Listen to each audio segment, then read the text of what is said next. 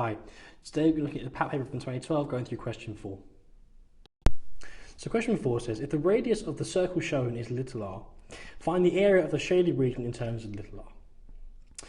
Well, we can clearly see from our diagram here that the area of our shaded region is going to be the area of the circle minus the area of the square.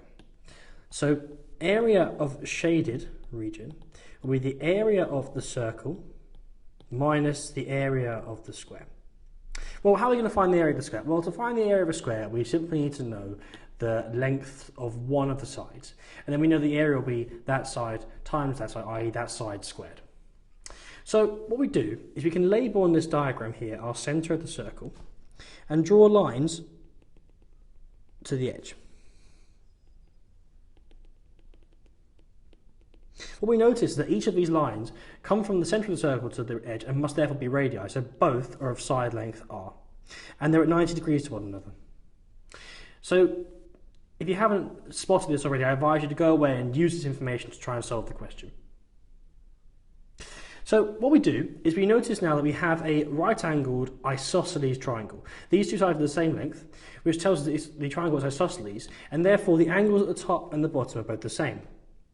As this angle here is 90 degrees, these two angles must add to 90 degrees and they're the same, which tells us clearly that both are going to be 45 degrees.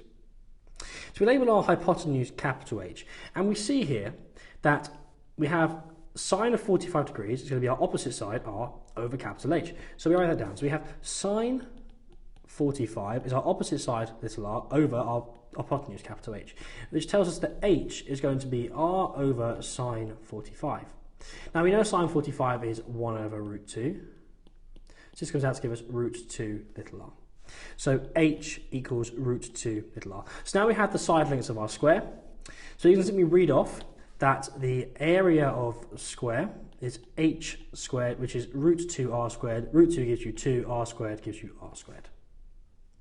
Now, clearly the area of our circle is going to be pi r squared, which tells us the area of our shaded region is going to be pi r squared minus 2r squared, which is r squared into pi minus 2.